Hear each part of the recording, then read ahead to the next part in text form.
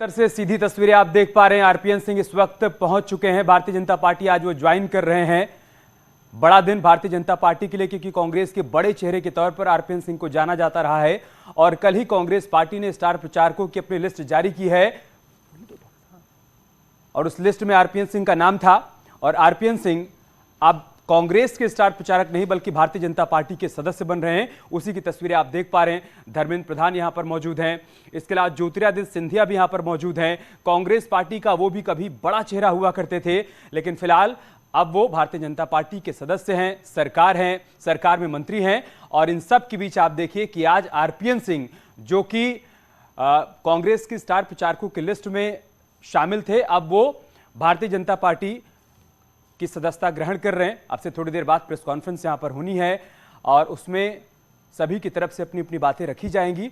RPN Singh भी अपनी बात रखेंगे और बताएंगे कि बीजेपी ज्वाइन करने के पीछे उनका मकसद क्या है, क्या वो कारण रहे, क्या परिस्थितियां रही कि उनको कांग्रेस पार्टी को अलविदा कहना पड़ा।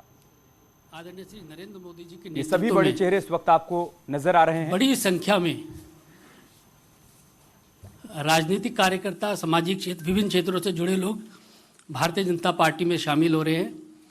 और आज इसी कड़ी में एक बहुत ही महत्वपूर्ण ज्वाइनिंग होने जा रही है। आप सब लोग जानते हैं, पूर्व केंद्रीय मंत्री, कांग्रेस के एआईसीसी के झारखंड के in charge RPN Singh ji Bharatiya Janata party परिवार में शामिल हो रहे हैं। हम सभी लोग आरपीएन सिंह जी का स्वागत करते हैं और पार्टी में उनका अभिनंदन है।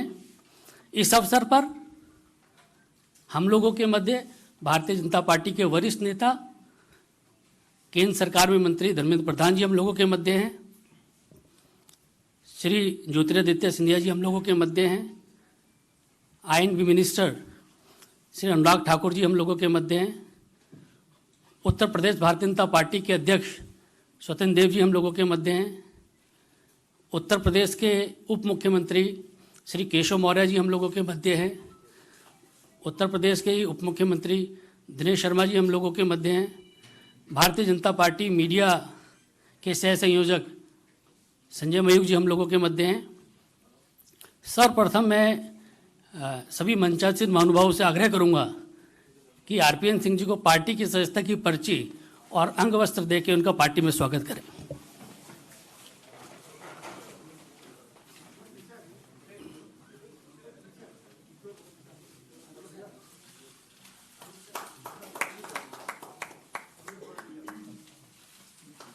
सभी लोगों को दूसरा एक पहना दीजिए।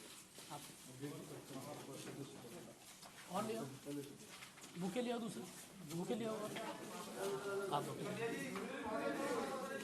बुके ले आओ। तो आरपीएन सिंह ने बीजेपी की सदस्यता ग्रहण कर ली है। भारतीय जनता पार्टी के उत्तर प्रदेश के अध्यक्ष स्वतंत्र देव सिंह ने उनको वो पर्ची भी दी है, वो रसीद, जिसमें इस बात का जिक्र है कि अब वो बीजेपी के आधिकारिक तौर पर सदस्य बन गए। बड़ा दिन भारतीय जनता पार्टी के लिए, क्योंकि कांग्रेस के बड़े चेहरे के तौर पर हर कोई आरपीएन सिंह को जानता है।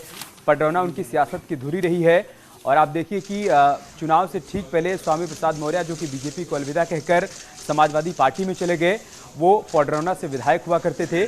और अब आरपीएन सिंह को बीजेपी ने अपने खेमे में ला लिया है। जाहिर सी बात है कि 2022 में देखना बहुत दिलचस्प होगा कि उनकी भूमिका क्या कुछ रहने वाली है चुनाव के दौरान। क्या पार्टी पडरौना से उनको चुनावी मैदान में उतारती है या फिर वो बीजेपी के लिए चुनाव प्रचार करते हुए नजर आएंगे, क्या उनकी भूमिका होगी, उन तमाम बातों पर स्थिति समय के साथ स्पष्ट हो जाएगी। लेकिन आप देखिए सभी बड़े चेहरे खास मौके पर यहाँ पर मौजूद हैं। दो और महानुभाव भारतीय जनता पार्टी परिवार में शामिल हो रहे हैं। श्री शशि वालिया जी प्रदेश के प्रवक्ता हैं कांग्रेस के और सहारनपुर में 20 वर्ष तक जिलाध्यक्ष रहे हैं कांग्रेस के। आपका भी भारतीय जनता पार्टी परिवार में स्वागत है।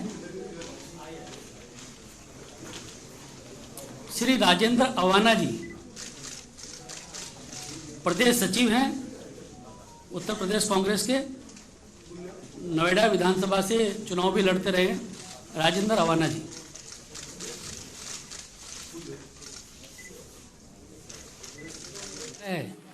कि इस अवसर पर शब्दों के माध्यम से आरपीएन सिंह जी का स्वागत करें और मीडिया के बंधुओं को संबोधित करें। नमस्कार मित्रों, आज तो शब्द आरपीएन सिंह जी के ही चलेंगे।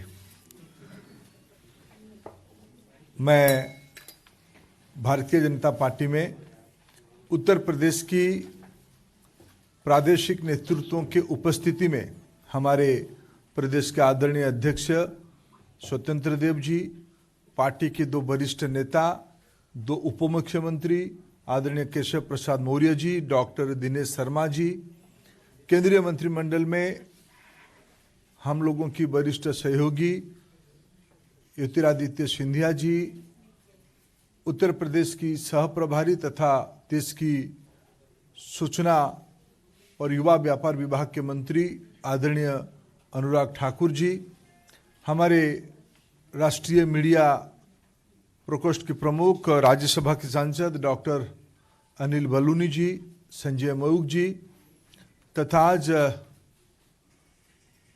भारतीय जनता पार्टी तहे दिल से उत्तर प्रदेश से कई भूमिका को निभाते हुए कई बार विधायक, लोकसभा की प्रतिनिधित्व,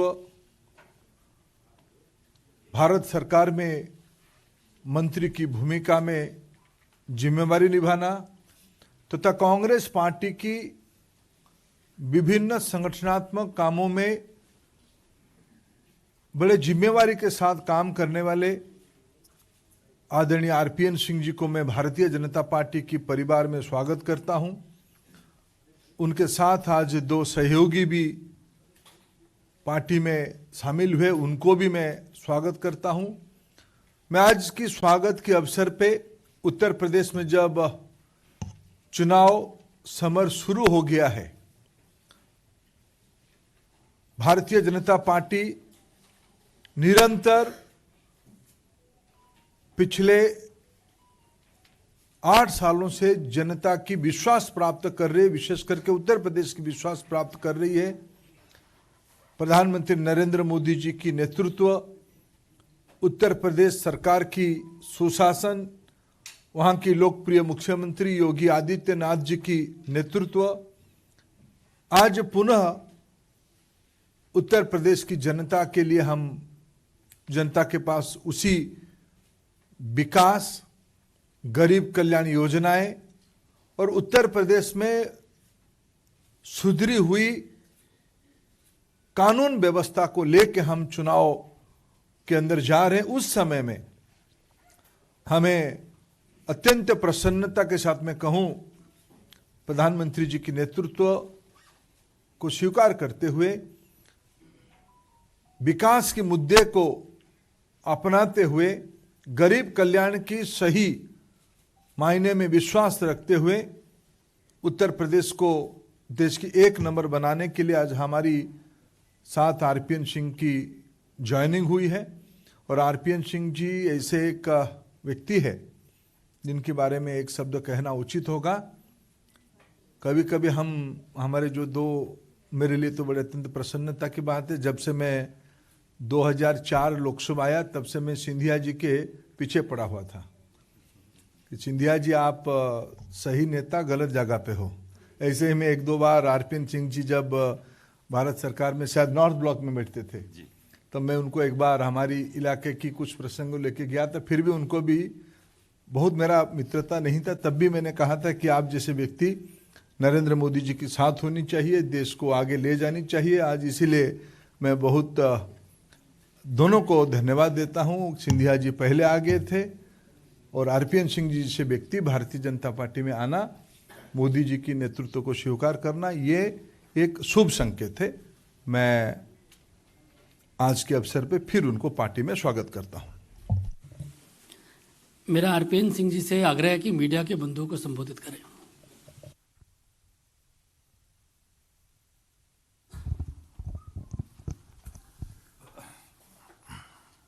मंच पे आसीन उत्तर प्रदेश के प्रभारी, देश के मंत्री, परम श्रद्धेय आदरणीय धर्मेंद्र प्रधान जी, दाएं से शुरू करता हूं। हमारे मुख्यमंत्री, उप मुख्यमंत्री दिनेश शर्मा जी, हमारे भाई केंद्र में मंत्री सह प्रभारी उत्तर प्रदेश के भाई अनुराग ठाकुर जी, उत्तर प्रदेश के उप मुख्यमंत्री आदरणीय केशव प्रसाद मौर्य जी, हमारे भारतीय जनता पार्टी उत्तर प्रदेश के क्रांतिकारी अध्यक्ष स्वतंत्र देव सिंह जी, मेरे भाई केंद्र में मंत्री आदरणीय ज्योतिरादित्य सिंधिया जी, मीडिया के प्रभारी आदरणीय अनिल बलौनी जी, मैं राज्यसभा सदस्य भूल के बोलना चाहता था। सबसे पहले तो मैं धर्मेंद्र प्रधान जी को हृदय से धन्यवाद देता हूं कि उन्होंने मेरे बारे में ऐसे शब्द इस्तेमाल किए कि जिसके शायद मैं लायक नहीं हूं। आज भारतीय जनता पार्टी के राष्ट्रीय अध्यक्ष परम श्रद्धेय जेपी नड्डा जी, हमारे देश के कीर्तिपुंज प्रधानमंत्री परम श्रद्धेय नरेंद्र मोदी जी, ओजस्वी केंद्र में गृह मंत्री आदरणीय अमित शाह जी और धर्मेंद्र प्रधान जी और मंच पे जितने लोग आसीन हैं, उन सबको हृदय से धन्यवाद देता हूं कि उन्होंने भारतीय जनता पार्टी के परिवार में मुझे सम्मिलित किया। कुछ ही सालों में हमारे माननीय प्रधानमंत्री जी ने प्राचीन संस्कृति को 21वीं सदी से जोड़कर हिंदुस्तान को राष्ट्र के निर्माण में जो कार्य किया है, पूरा देश उसको सराह रहा है। 32 सालों तक मैं एक पार्टी में रहा, ईमानदारी से, लगन से मेहनत किया, परंतु जिस पार्टी में इतने साल रहा वो अब वो पार्टी रह नहीं गई जहां मैंने शुरुआत की थी, और ना तो वो सोच रह गई है।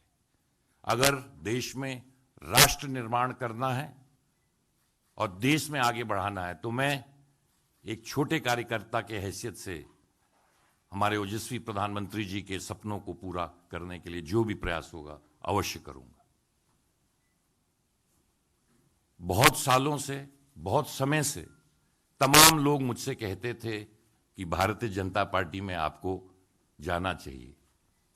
बहुत समय से सोचा, पर अंत में यही कह सकता हूं प्रधान जी, देर आए दुरुस्त आए। आज उत्तर प्रदेश में चुनाव चल रहे हैं, 4 और राज्यों में चुनाव चल रहे हैं, परंतु सबसे महत्वपूर्ण, क्योंकि मैं उत्तर प्रदेश का हूं, उत्तर प्रदेश हिंदुस्तान का दिल है। हिंदुस्तान में जब प्रगति होगी तो देश में प्रगति होगी। पिछले 7 सालों में प्रधानमंत्री जी के नेतृत्व में जो बड़ी योजनाएं उत्तर प्रदेश में हुई हैं,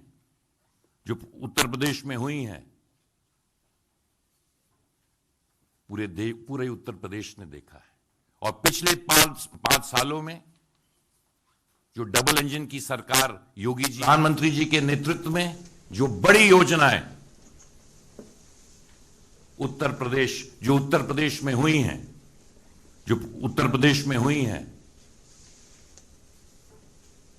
पूरे उत्तर प्रदेश ने देखा है। और पिछले 5 सालों में जो डबल इंजन की सरकार योगी जी उत्तर प्रदेश में, प्रधानमंत्री जी देश में, हमारे उप मुख्यमंत्री गण संगठन ने जिस तरह की बड़ी योजनाएं और निर्माण, मुझे गर्व है कि मैं पूर्वांचल से आता हूं, और पूर्वांचल में जिन योजनाओं के बारे में प्रयास किया जाता था, जो सपनों में देखा जाता था, सरकार ने किया है कि अगर कानून व्यवस्था ही उत्तर प्रदेश में नहीं रह जाएगी तो उत्तर प्रदेश और देश कहां जाएगा। ज्यादा ना कहते हुए मैं फिर से आप सबको धन्यवाद देता हूं और विश्वास दिलवाता हूं कि एक छोटे से कार्यकर्ता के साथ देश के निर्माण में, उत्तर प्रदेश के निर्माण में जो भी आप मुझे काम देंगे उसको अवश्य करेंगे। बहुत बहुत धन्यवाद। जय हिंद, जय भारत। सभी मीडिया के साथियों का बहुत बहुत धन्यवाद।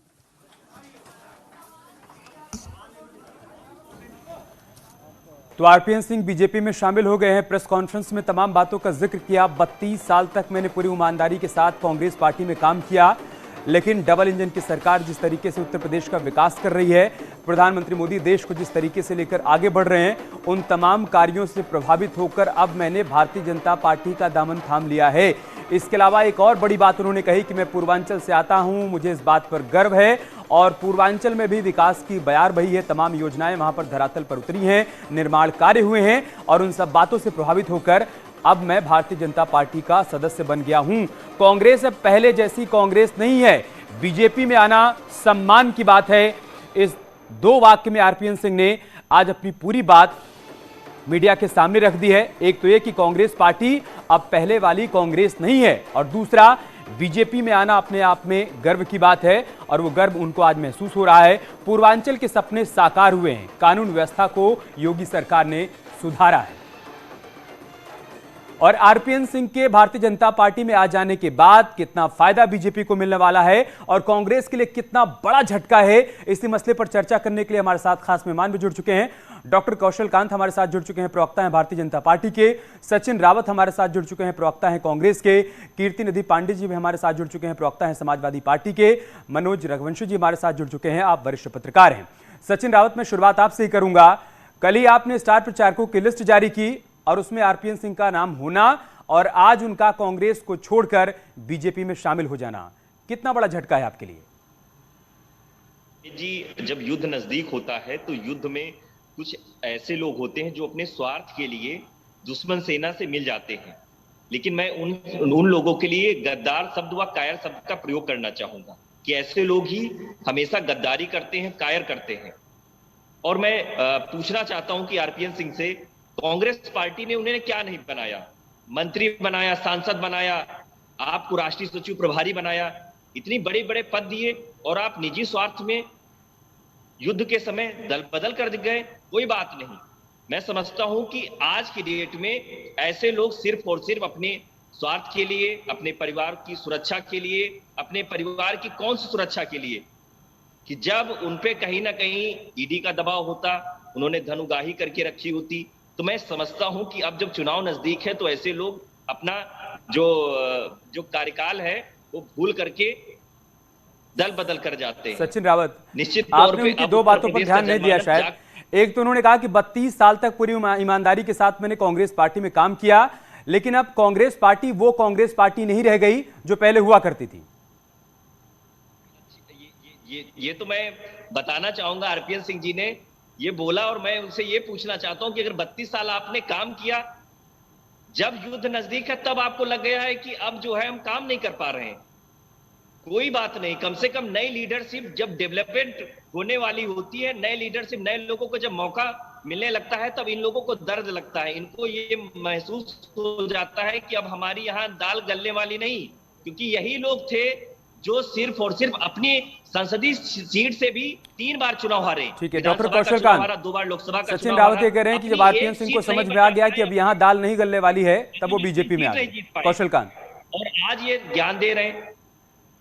ये पूछना चाहूंगा, आरपीएन सिंह जी इन्होंने खुद ही बताया कि वो किन किन पोस्टों पे रहे हैं, कांग्रेस की पोस्ट पे रहे हैं, एआईसीसी के मेंबर रहे हैं, उसके बाद इनकी स्टार प्रचारक की लिस्ट में रहे हैं, यानी कि वो एक रेप्यूटेड आदमी थे, तभी शायद कांग्रेस ने किया। पर उनके छोड़ने की वजह मैं क्या बताऊं, ये कांग्रेस को अपना अंतर्द्वंद खुद सॉल्व करना पड़ेगा, उन्हें देखना पड़ेगा क्या कमी है ये। और मैं सभी लोगों के लिए ये कहना चाहूंगा, ये इशारा है प्रदेश की जनता के लिए और प्रदेश की राजनीति के लिए इशारा है कि हवा किस तरफ बह रही है। और ये हवा 10 मार्च को जनता की सुनामी जब आएगी तो भारतीय जनता पार्टी की सरकार दोबारा प्रदेश में बनेगी। और कांग्रेस के लिए ये कहना चाहूंगा कि आप देखिए ना, ज्योतिरादित्य देखिए, जितिन प्रसाद देखिए, अब आरपीएन सिंह देखिए, वो भी आ गए, कुछ और बचे हैं वो भी आ जाएंगे। दिखा रहे हैं सारे बड़े चेहरे हम दिखा रहे हैं। आप देखिए जो कभी राहुल गांधी के बहुत करीबी माने जाते थे, राहुल जी। की कोर टीम का हिस्सा हुआ करते थे। आरपीएन सिंह, जितिन प्रसाद, ज्योतिरादित्य सिंधिया, आदित्य सिंह, अब वो सभी भारतीय जनता पार्टी के सदस्य बन चुके हैं। इस पर मैं सचिन रावत से रिएक्शन लूंगा, लेकिन जल्दी जल्दी छोटा छोटा एक रिएक्शन ले लेता हूं मैं। कीर्तिनिधि पांडे जी, आप स्वामी प्रसाद मौर्य को लेकर आए, जो कि पडरौना से बीजेपी के विधायक हुआ करते थे, और वो पडरौना राजघराने से आरपीएन सिंह को लेकर आ गए। देखिए अमित जी, अभी सचिन जी कह रहे थे, तो कांग्रेस पार्टी के प्रवक्ता है कि लगातार आरपीएन सिंह जी राजघराने के होने के बावजूद वो श्रीनगर लोकसभा से चुनाव हार रहे थे, लगातार हार रहे, और हारने वालों की जमात इकट्ठा कर रही है भारतीय जनता पार्टी। जितिन प्रसाद भी चुनाव हारे, और अभी शुक्ला जी जिस जितिन प्रसाद की बात हो रही है, उसी जितिन प्रसाद ने सवाल खड़ा किया था योगी आदित्यनाथ के ऊपर जब विकास दुबे का एनकाउंटर हुआ, जब खुशी दुबे जेल गई थी, तो उसी जितिन प्रसाद ने ब्राह्मणों के उत्पीड़न का सवाल खड़ा किया था। लेकिन जब जितिन प्रसाद को भारतीय जनता पार्टी ने विधान परिषद भेज दिया, मंत्री बना दिया, तो अब उनको लगता है सारे ब्राह्मण सुखी हो। ये आरपीएन सिंह जी राजघराने के हैं, पिछड़ी जात से ताल्लुक रखते हैं, लेकिन हमें अफसोस इस बात का है कि कल ये क्षेत्रों में कहेंगे कि हम पिछड़ी जाति के नेता हैं, लेकिन क्या जब उत्तर प्रदेश की सरकार में पिछड़ों का आरक्षण छीना जा रहा था, तब आरपीएन सिंह जी खामोश क्यों? कीर्तिनिधि पांडे जी, इसे सुविधा की राजनीति कहते हैं। जब आप स्वामी प्रसाद मौर्य को लेते हैं तो अपनी पीठ थपथपाते हैं, तब आप ये भूल जाते हैं कि वो पब्लिक के बीच में जाकर क्या जवाब देंगे कि 5 साल तक वो मंत्री पद पर बने रहे, मलाई खाते रहे, और अब वो कह रहे हैं कि पिछड़ों और दलितों की उपेक्षा हो रही थी, इस वजह से मैंने बीजेपी छोड़ दी। मनोज रघुवंशी जी, कांग्रेस पार्टी को एक के बाद एक बड़े झटके लग रहे हैं। जो राहुल की कोर टीम का हिस्सा हुआ करते थे, जितिन प्रसाद, ज्योतिरादित्य सिंधिया और अब आरपीएन सिंह, इन सभी का भारतीय जनता पार्टी में आ जाना, इससे किस तरीके से आप देख पा रहे हैं सर? क्या कांग्रेस संभाल नहीं पा रही है अपने लोगों को, या फिर वाकई में अब कांग्रेस पहले वाली कांग्रेस नहीं रह गई जो आरपीएन सिंह कह रहे हैं?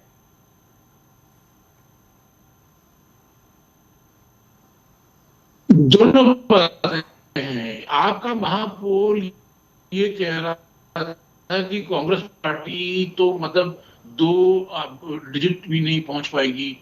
तो एक तो कांग्रेस पार्टी की वो दिक्कत है जो कांग्रेस पार्टी में है, उनकी ये दिक्कत है, उनको डर लग रहा है कि भाई अब तो बहुत बुरी तरह से हार रहे हैं। लेकिन दूसरी बात भी बिल्कुल सही है, कांग्रेस पार्टी वो कांग्रेस पार्टी तो नहीं है जो कि कांग्रेस पार्टी हुआ करती थी।